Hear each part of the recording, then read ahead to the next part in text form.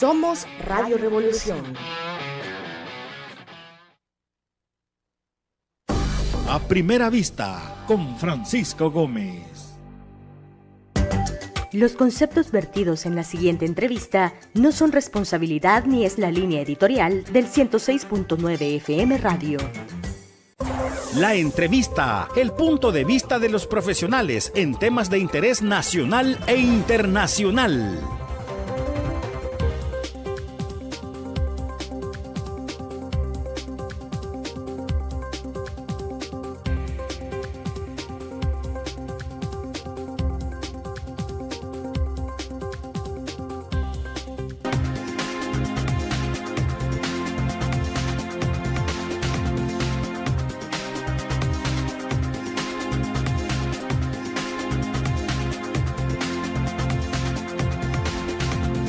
La situación política conlleva a lo económico, a lo social y sobre todo a conocer las realidades que se viven en El Salvador. El Salvador tiene muchísimas carencias, pero una de sus principales carencias es la unidad de la población, la unidad de los salvadoreños, y no necesariamente en lo político partidista o en fin de un determinado deseo político, si así lo queremos ver, sino en que podamos hacer comunidad, una comunión también, una comunión de todos. Y no es porque hoy sea miércoles de ceniza vamos a hablar de esto, sino cómo podemos unirnos como salvadoreños en diferentes grupos sin estigmatizar un grupo a otro. ¿Usted pertenece a los pro gobierno o pertenece a los pro salvadoreños? No sé, piénsalo. Qué bueno estar con todos ustedes. Muy buenas noches, bienvenidos a No sé, piénsalo, programa de los miércoles a las 8 acá en el 8. Gracias a todas esas personas que nos reportan su audiencia desde los lugares más recónditos del Salvador, allí donde llega Canal 8 y podemos tener comunicación con todos ustedes. Retransmisión de, producción de Mix de Medio y retransmisión en radio la rr.com. Soy Francisco Gómez, tengo el gusto que nos acompaña Ramiro Navas, analista de la realidad nacional, alguien que sabe mucho de organización en territorios también, pero sobre todo un ciudadano que busque el bien común para El Salvador. Ramiro, buenas noches. Buenas noches, Francisco. Qué gusto estar nuevamente acá en Canal 8 compartiendo este espacio para reflexionar sobre el acontecer de nuestro país. Bueno, Ramiro ha vuelto a los medios de comunicación, pero en su etapa como analista también, de conocer mucho la realidad nacional, porque hay tanta desunión entre los salvadoreños, y la desunión no es porque estemos todos juntos, sino que tenemos un criterio diferente, tenemos una ambición diferente, vemos las cosas completamente diferentes. Es increíble que en una misma cuadra, digamos, en un mismo pasaje, muchos están felices porque el promontorio de basura está a la entrada del pasaje, que son los que están al final porque a ellos no les afecta. Pero los del inicio están molestos por ese promontorio y tienen toda la razón. Ahí sí debe de haber una común opinión de todos los que viven en el pasaje. Pero estos están felices de que no tienen la cárcava al final del pasaje, cosa que los del final, no, ellos sí están preocupados. Y así, en cosas tan locales se ven las diferencias de cada quien, y mientras yo esté bien, no importa nada de lo demás. ¿Por qué hemos caído en esta sociedad así, Ramiro? Bueno, creo que esa caracterización que tú has hecho, Francisco, narra bastante bien cuál es la realidad de la época, no solo en El Salvador, sino en todo el mundo. Estamos atravesando un momento de la civilización humana en el cual el individualismo impera, ordena la forma de las relaciones. Ahora las personas están mucho más enfocadas en salir, en poner en salvo su cabeza, en salir cada quien con lo suyo, y hemos olvidado bastante el sentido de la colectividad. Eso tiene afectaciones en todos los niveles de la vida de las personas. Es lo que estamos viendo hoy en día. Y tanto aquí en El Salvador como en el resto del mundo estamos viviendo claramente una escalada de proyectos políticos, sociales, económicos, culturales, mediáticos, que no solo promueven esta visión individualista de la sociedad, sino que además se alimentan de ella. Se fortalecen en esta visión del sálvese quien pueda, en esta visión de la depredación social, de la sobrevivencia del más fuerte por encima del más débil, este pensamiento que tenemos arraigado desde hace tanto tiempo de que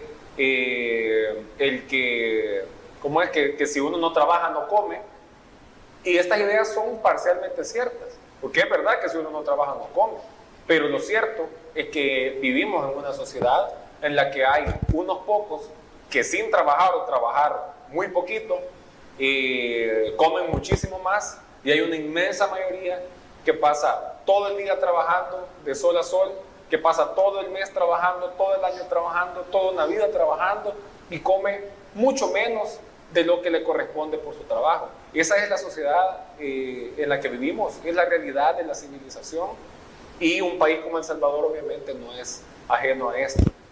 La idea de organizarse socialmente, esto lo hemos conversado en este espacio otras veces, y es un mensaje siempre vigente, siempre importante.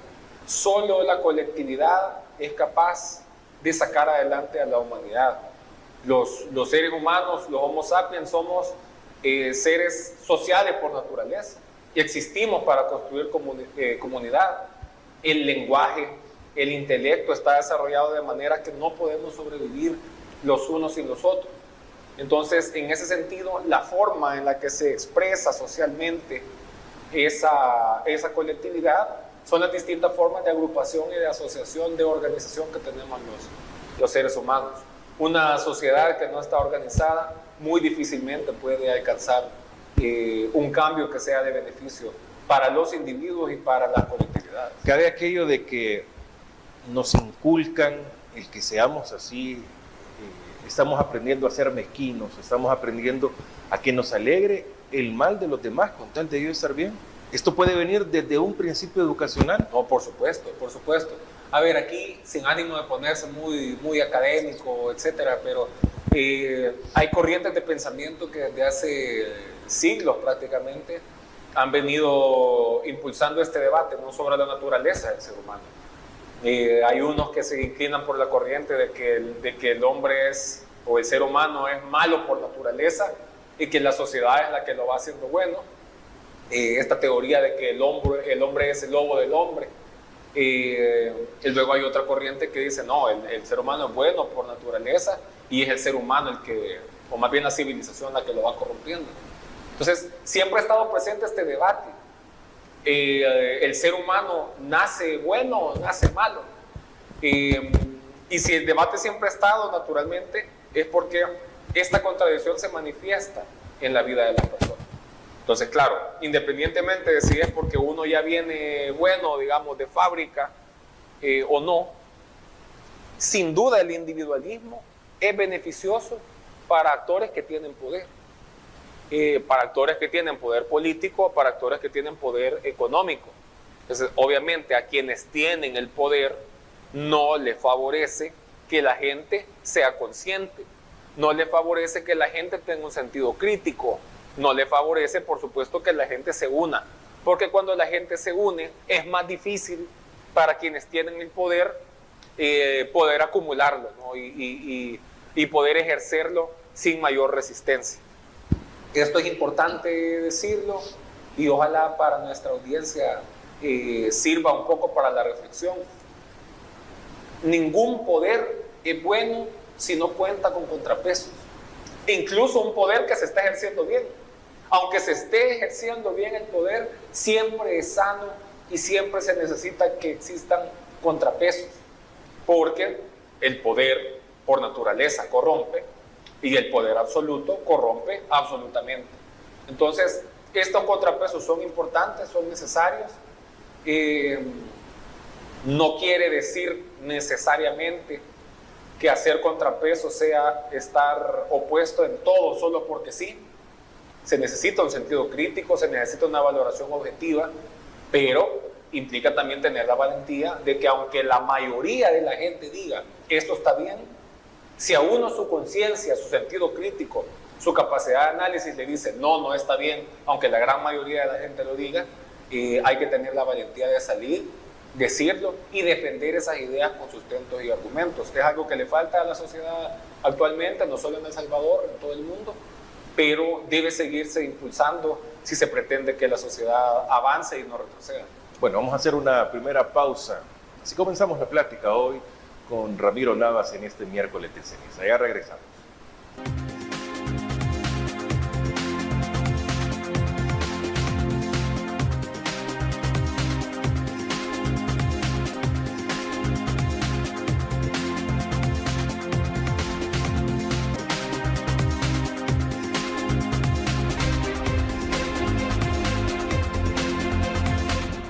Buenas noches, gracias por continuar con nosotros en No Se Piénsalo. Usted puede ver este programa en vivo y también en su retransmisión en las redes sociales de Agape TV Canal 8, Mix de Medio y de Radio LaRR.com. Estamos hablando de cómo somos nosotros en una sociedad. Vemos capturas injustas, hemos visto de líderes de algunos grupos o personas que son guías para muchos. La captura de Fidel Zavala, de Félix López, de Eugenio Chicas, de el proceso que han vivido los ambientalistas, Pepe Melara, Chamba Guerra, en fin, hay una cantidad grande, incluso Ernesto Mason, muchos que están aún en la cárcel, presos inocentes, presos políticos. Pero vemos los primeros comentarios en las redes sociales y está bueno, se lo merecía, muchos se habían tardado, de personas que jamás han convivido con ellos, jamás han estado en las luchas a la par de ellos. ¿Por qué llegamos a esto, Ramiro? Y es precisamente, Francisco, lo que mencionábamos en el bloque anterior. Esta sociedad del ultraindividualismo nos ha aislado en nosotros mismos, nos ha hecho pretender nada más nuestro bien individual y prácticamente nos ha metido en una lógica de que todo se vale. Media vez sea para mi beneficio y el beneficio de mi círculo más cercano, todo se vale y no importa, y todo es relativo. Cuando estamos en una sociedad en la cual se justifica que personas pierdan sus derechos, nada más porque se me ha dicho, porque se me ha inculcado que esta persona no coincide con mi pensamiento, ya llegamos a un punto bastante grave.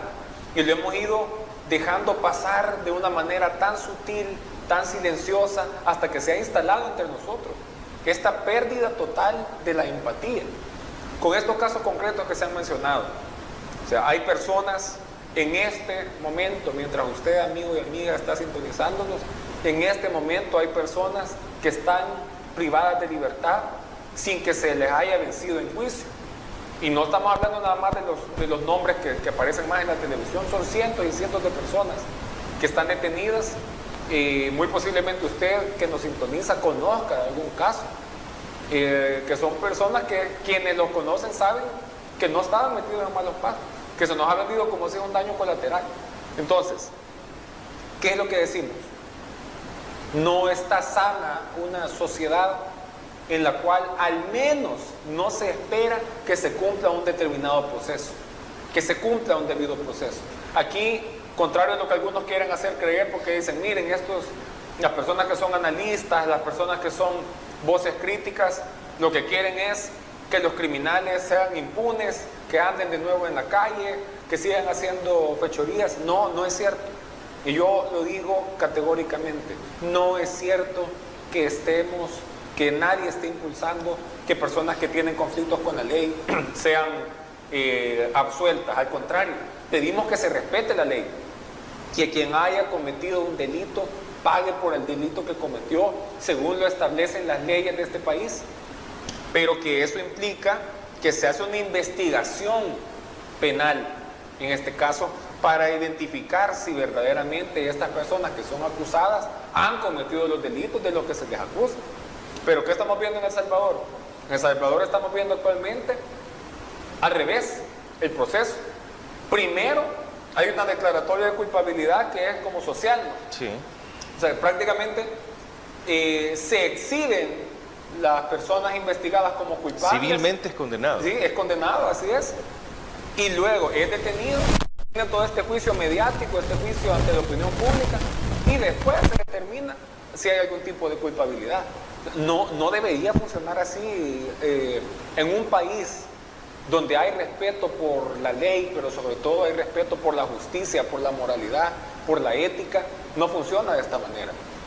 Entonces, ¿qué es lo que se dice? Bueno, si hay personas que están sometidas a una investigación, que avancen las investigaciones, por supuesto, y que se determine exhaustivamente la culpabilidad de los delitos que se le imputan a quien sea, y que una vez se pruebe en juicios que sean además, que cuenten con las garantías jurídicas de imparcialidad, etcétera, entonces se puede proceder con una pena. No es lo que está pasando aquí en El Salvador. Aquí nadie tiene que servir como tapadera de corrupción, nadie tiene que servir mucho menos como tapadera de crímenes de violencia, por supuesto que no. Pero ¿qué es lo que se demanda? Insisto, que se siga el debido proceso. Cuando nuestra primera reacción como ciudadanos es decir, sí, está bueno porque todos a mí no me afecta y a mí no me importa, estamos alimentando un modelo social en el que al final, lo más triste, es que podría ser usted mismo, la misma persona que juzga, la misma persona que pone el dedo acusador, podría en un futuro no tan lejano ser víctima de una injusticia de esta naturaleza. Hay que estudiar la historia. Hay que estudiar la historia de nuestro país, la historia del continente, todos los procesos que han llevado a dictaduras, todos los procesos que han llevado a regímenes antidemocráticos y autoritarios, empiezan así. Empiezan con un pueblo que está cansado, que está indignado, eso es evidente. Yo cada vez que tengo la oportunidad de intervenir lo digo. Yo entiendo que la gente sienta una enorme indignación porque los proyectos políticos que gobernaron antes no lograron satisfacer sus expectativas. Es comprensible. Y buscaron a alguien, buscaron un proyecto que parecía que sí iba a responder a esa demanda ciudadana. Yo lo entiendo. El tema es que ahora la medicina ha salido peor que la enfermedad. Y así empiezan estos ciclos antidemocráticos. Con estas respuestas redentoras de yo vengo a construir un nuevo orden. Y ese nuevo orden casi siempre es a costa de los que piensan diferente y a costa de los más pobres. Porque aquí en El Salvador, y tengo que decirlo abiertamente, está implantándose un modelo diseñado para que los pobres sean todavía más pobres y los ricos que están cerca de la argolla de poder sean todavía más ricos. Todos los demás son catalogados como enemigos, son tratados como ciudadanos de segunda, tercera o cuarta categoría, y hemos permitido que el país llegue hasta aquí. Y quienes más lo han permitido son aquellas personas que sienten, a mí no me afecta, a mí no me pasa nada, así que vean los demás. Usted es de la generación que ha crecido ya con la tecnología.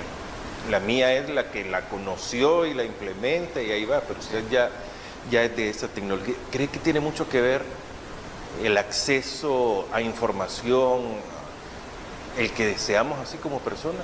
Por supuesto, Francisco. De hecho, o sea, que esto no ha ayudado a bien, probablemente. ¿O es como lo utilicemos? Yo siempre me refiero, cada vez que puedo abordar este tema, a que esta es la gran paradoja de la civilización actual. Que en el momento de la historia en el que estamos más conectados y más comunicados, es cuando existe mayor distancia entre las personas humanas.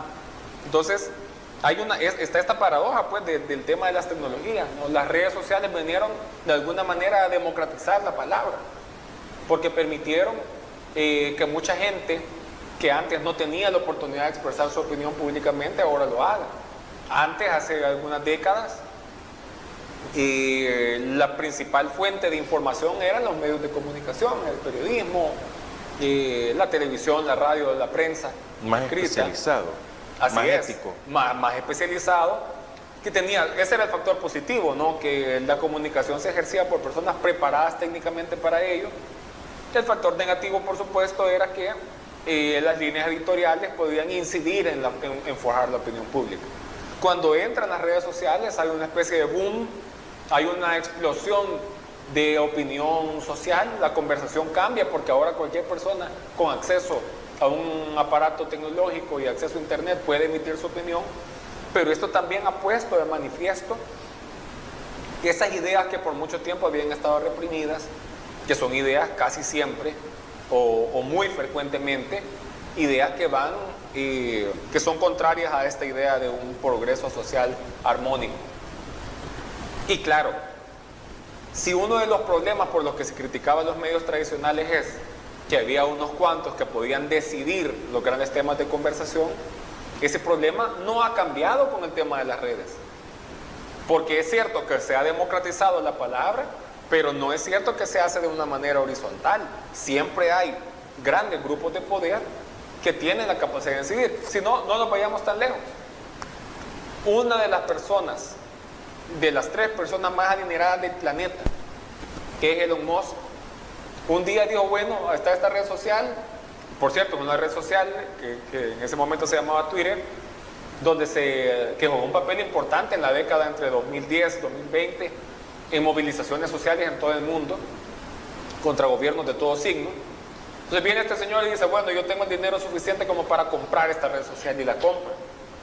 Y la convierte en un monstruoso aparato de propaganda, la manipula a su antojo, y ahora este señor, que ya es billonario, ahora es propietario de una red social con millones y millones de usuarios en el mundo, y aparte es funcionario de primer nivel en el gobierno de los Estados Unidos. Tanto es así que él llega a hacer una puesta en escena al Salón Oval, al despacho del presidente Trump, y llega con el hijo y hasta el hijito chiquito de este señor Musk, diciéndole cosas al presidente de Estados Unidos, sin mencionar, por ejemplo, lo del saludo nazi que hizo para la toma de posesión. O sea, estas son las figuras que actualmente están llevando las riendas de los destinos del mundo. Son las personas que se han encargado de manipular la conversación pública para seguir favoreciendo a los que tienen más dinero. El Salvador es producto de esa tendencia internacional que no sabemos cuánto se va a extender, pero los costos que se están pagando ya son bastante altos, lo estamos viendo en múltiples dimensiones. Cuando hay cierres de escuelas, cuando hay desalojos violentos, porque son violentos los desalojos que están ocurriendo en el centro histórico, en las costas, en comunidades, cuando hay una persecución sistemática a la gente que piensa distinto, particularmente contra personas del interior o personas de escasos recursos, está claro que la estrategia de este modelo no es combatir la pobreza, sino prácticamente combatir a las personas que son pobres. Bueno, vamos a hacer una nueva pausa. Qué interesante y cómo podemos ver diferentes puntos de vista de la sociedad que actualmente se vive, siendo nosotros parte de, porque eso es fundamental. Nosotros no estamos alejados de que si el costo del combustible aumenta, a nosotros no nos va a afectar. Claro que sí. Si el aumento de impuestos nos va a afectar, claro que sí. Si el cierre de una calle nos afecta, sí. O sea, todo nos afecta igual. Bueno, vamos a hacer una pausa, ya regresamos.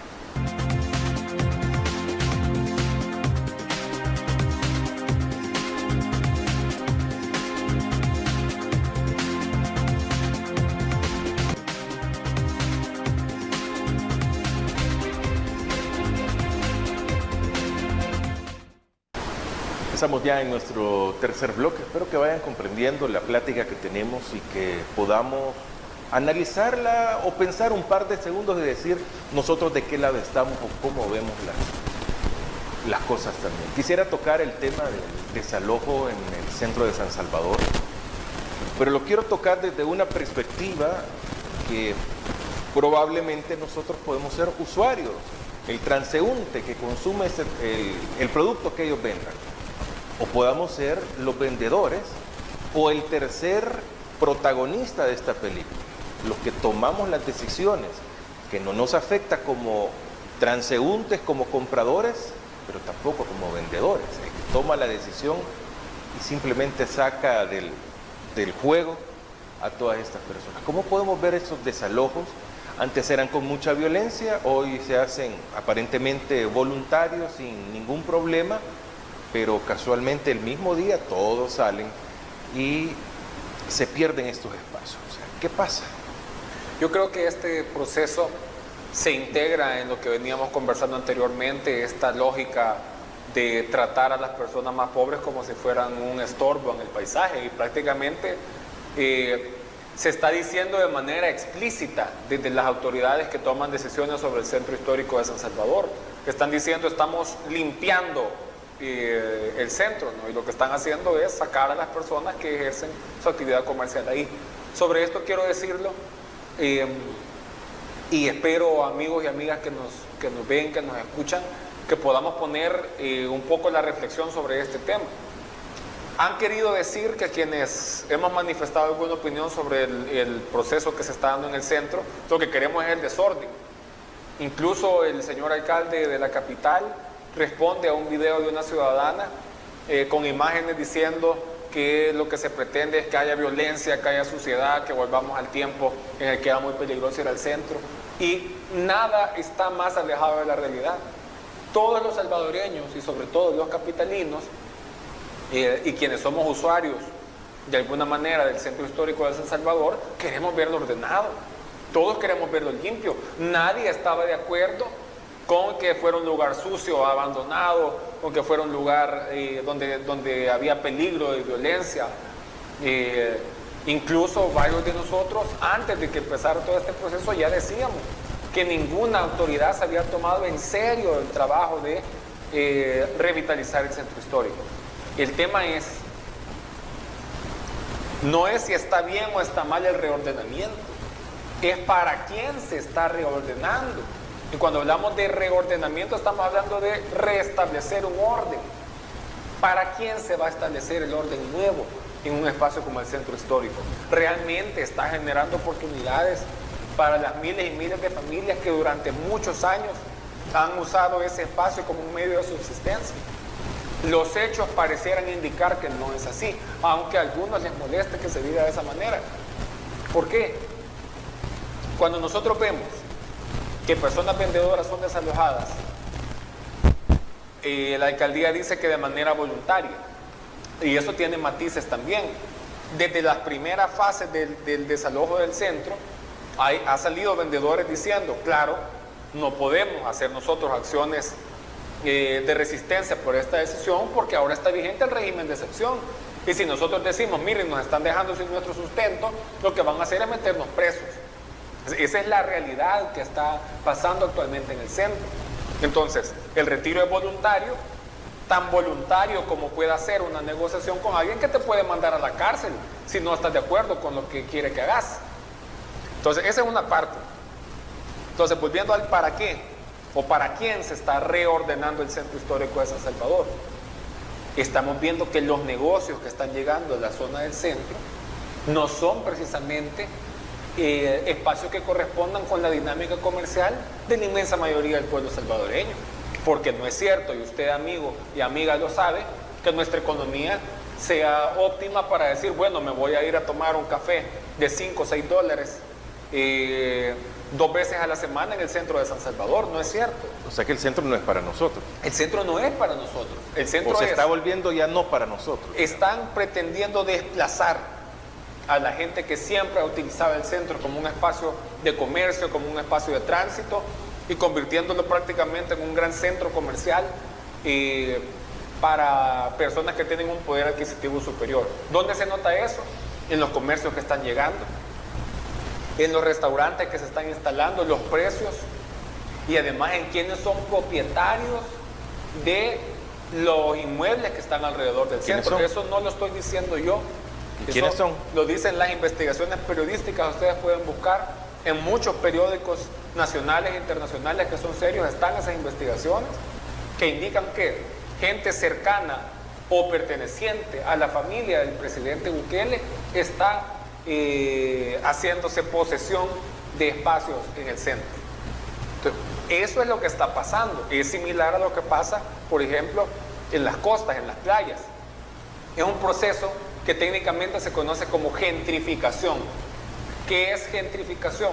Es un proceso a través del cual las autoridades arreglan, digamos, un espacio dentro de un territorio para que vengan turistas con la excusa de que va a generarse más desarrollo económico, pero lo que termina ocurriendo es que estas personas que vienen hacen un desplazamiento de la cultura, de la identidad de la gente que ocupa el lugar y los van lentamente expulsando. ¿Cómo los expulsan? Poniendo más altos los precios de la vivienda, por ejemplo, poniendo más altos los costos de los servicios. Si un propietario de un local dice, bueno, aquí está viniendo una persona extranjera que viene con el dinero que gana y tributa en otro país, que ganan más, entonces dice, bueno, este cafecito que yo lo vendí aquí a $2, la verdad es que este extranjero me lo puede pagar a 6, ahí le voy a sacar $4 más. Entonces el menú cambia y ya vale $6 el café que valía 2. Si un propietario de un apartamento, de una casita, que la alquilaba mensualmente a $250, pero se la cotiza una persona extranjera, va a decir, bueno, este señor no me va a pagar 250, me puede pagar más, se la voy a alquilar a $500 mensuales.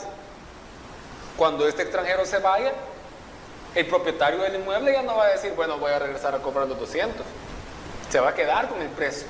Y de esa manera la gentrificación va aumentando los precios de los terrenos, de los territorios, donde ha sido atraída este supuesto desarrollo económico que trae el turismo, sin mencionar el desplazamiento cultural. Uno entiende, por ejemplo, que el idioma inglés prácticamente se ha convertido en uno de los idiomas universales, sino en el principal idioma del mundo, por la influencia que tienen los Estados Unidos. Eso es entendible y es deseable que los salvadoreños tengamos un nivel importante de inglés, por supuesto, eso nadie se opone. Pero lo cierto es que se está convirtiendo en una brecha.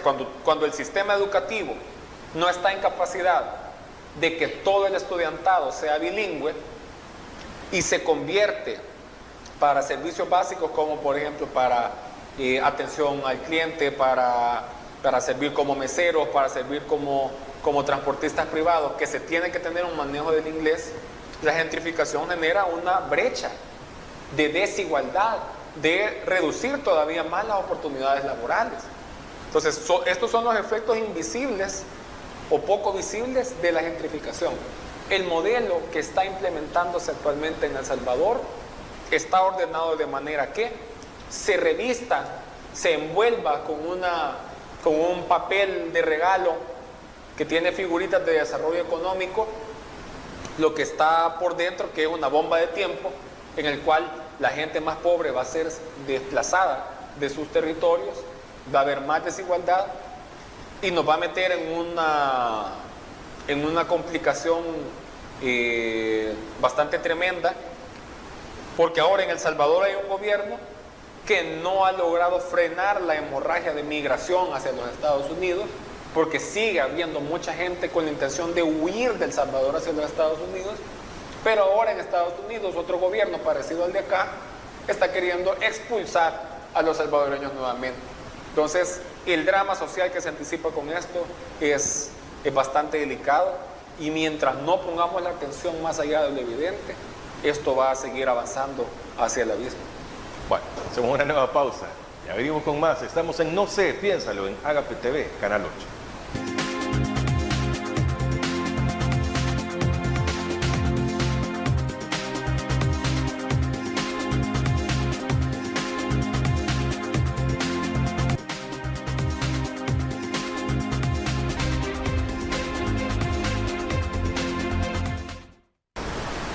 Gracias por continuar con nosotros. Estamos en No sé, piénsalo, todos los miércoles a las 8 acá en el 8, y puede vernos y participar, por cierto, en las redes sociales, no necesariamente con este programa en este horario, sino que en el transcurso de los días lo puede compartir y tienen derecho a reproducirlo todos. Por eso dejamos las marcas de agua del programa acá para que lo podamos ver. Ramiro, ¿hay estigmatización de grupos por su condición? Yo en la radio entrevisté al licenciado Félix López, padre de Félix López capturado, y allí hablábamos de que te capturan por vivir en una zona estigmatizada de pobres, de delincuentes, no sé de qué más. O sea, eso es razón suficiente para que sea sospechoso y si no, culpable de una vez. O sea, pero nosotros como sociedad también estigmatizamos. Nosotros como sociedad decimos, no, él viene de tal sector, por lo tanto no.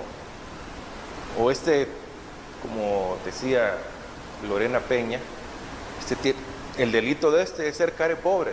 ¿Sí? Eso es suficiente. O sea, ¿por qué llegamos a eso nosotros mismos?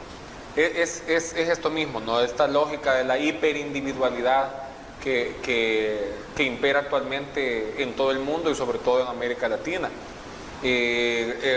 Como no nos afecta a nosotros, sentimos que nada está pasando.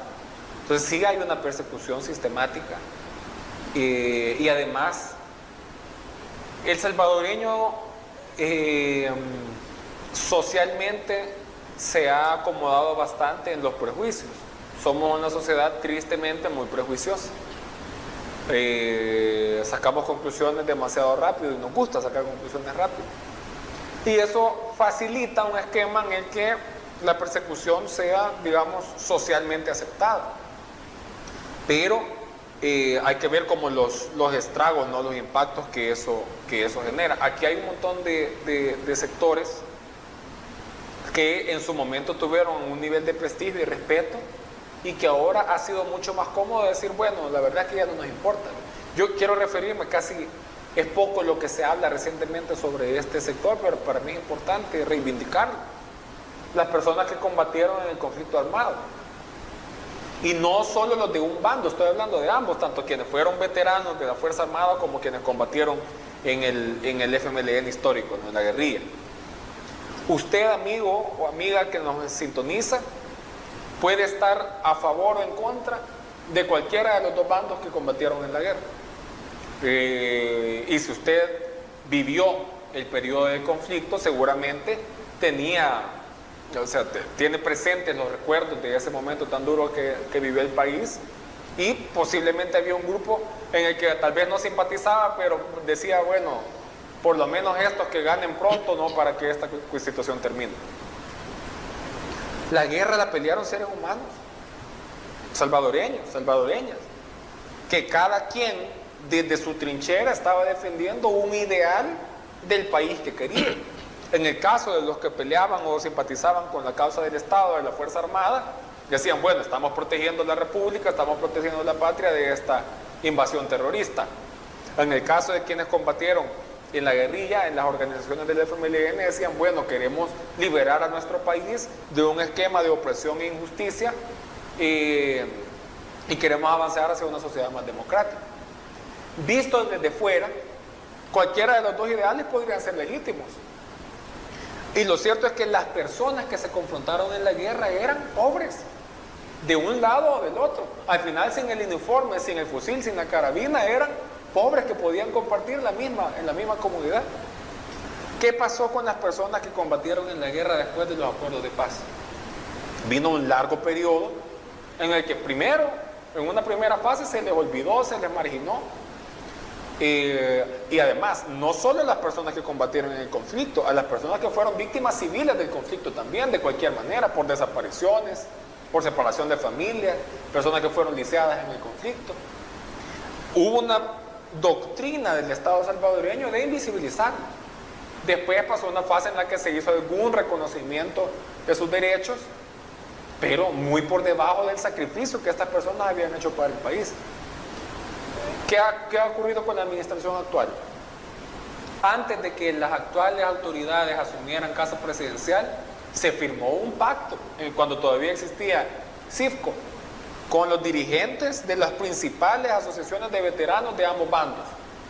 Y el actual presidente firma un compromiso en el que les dice que les va a reconocer derechos como nunca antes lo había hecho nadie. Vayan a ver ahora la situación en la que están los veteranos de la Fuerza Armada del FMLN. Es lamentable, es deplorable. Y no bastando con no reconocer sus derechos, además se ha instalado una narrativa de que los acuerdos de paz fueron una farsa. Vayan a decirle a las personas que dejaron su juventud en la guerra que los acuerdos de paz son una farsa. Vayan a decirle a las personas que perdieron su familia, sus padres, sus hijos, sus hermanos, sus parejas. Vayan a decir a las familias que se desintegraron y que al día de hoy muchos no han podido volver a su país. Vayan a decir a las personas que tuvieron daños civiles colaterales como lesiones permanentes en el conflicto. Vayan a decirles que los acuerdos de paz son una farsa. No es cierto. Pero todos los demás los que no tenemos una herida abierta del conflicto armado, ha sido bien fácil poder decir, bueno, sí, eso ya pasó, hay que vean ellos. Y en casos, por ejemplo, como los de Santos Melara, como los de Tirio Montalvo, es bien fácil decir, bueno, lo que pasa es que eran guerrilleros, o lo que pasa es que pelearon en la guerra. Es lo que está pasando con esos casos. Es lo que pasa con los 5 líderes de Santa Marta. Yo recuerdo que justo cuando explotó el tema de la minería aquí en El Salvador, estuvimos en este mismo set platicando sobre eso. Hoy es todavía más evidente lo que dijimos en aquel momento. Estas 5 personas están siendo ¿Y hubo alguna procesadas. mentira de lo que usted dijo? Nada, ahí está. Los hechos comprobaron. ¿Pueden ver ese programa de hace 2 meses? Sí, y yo les invito, amigos, a que lo busquen. Ahí está en Mix de Medios.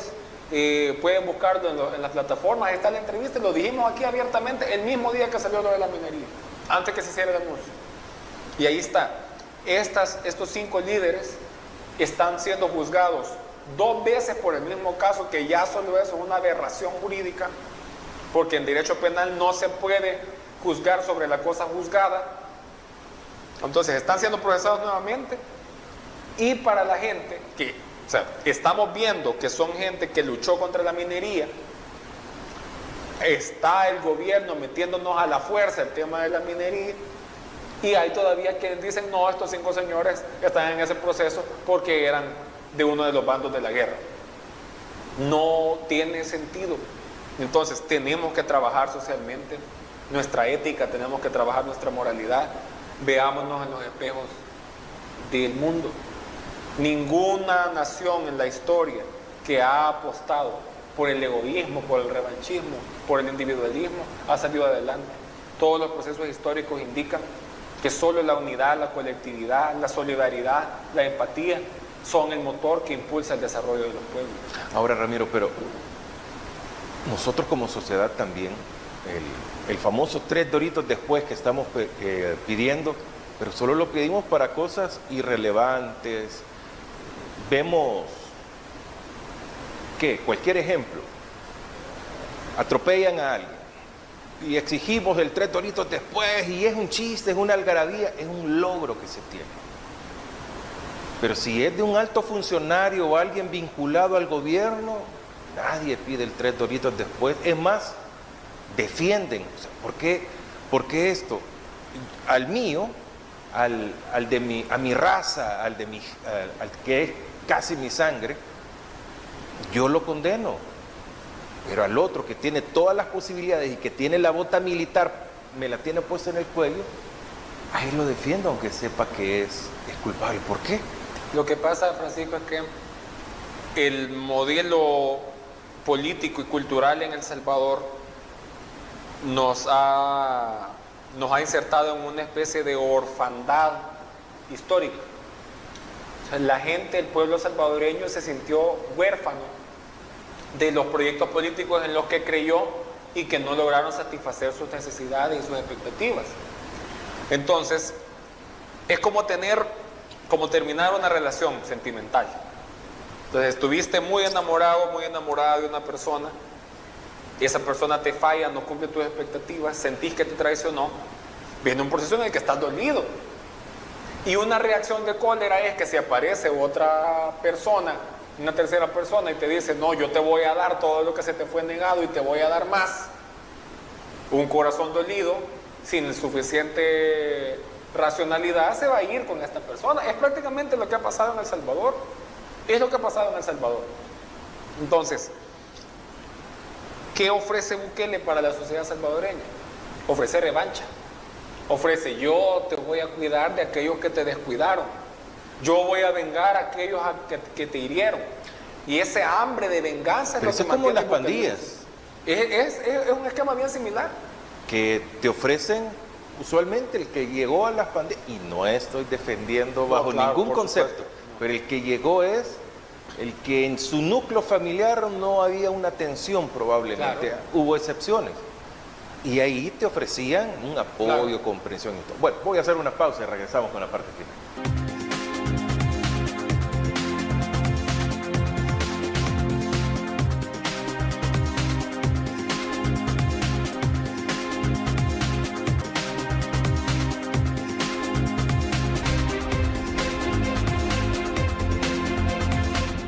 Bueno, qué interesante la plática, pero lastimosamente todo lo bueno termina y ya estamos en la parte final.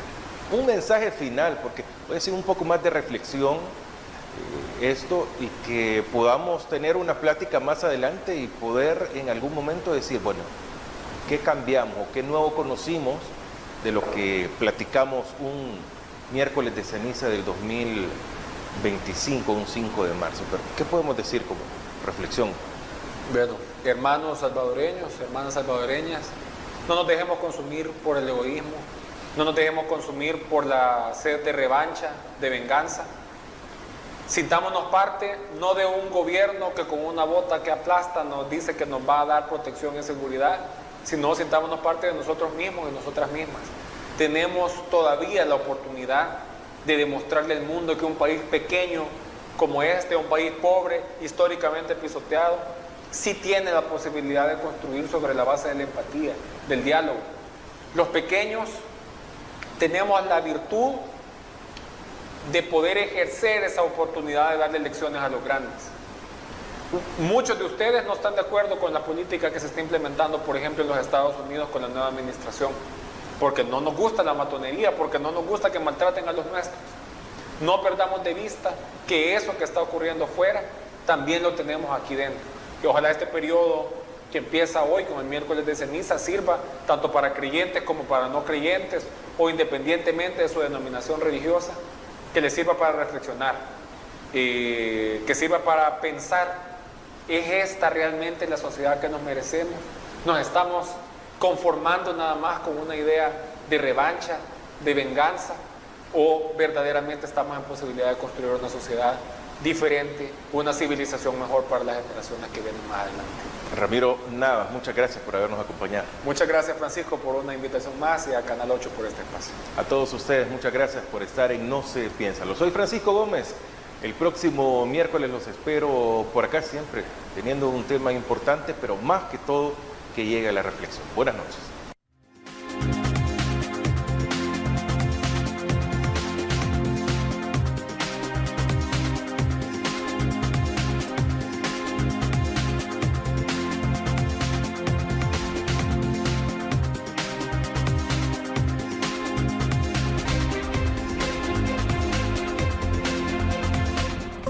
La entrevista, el punto de vista de los profesionales en temas de interés nacional e internacional.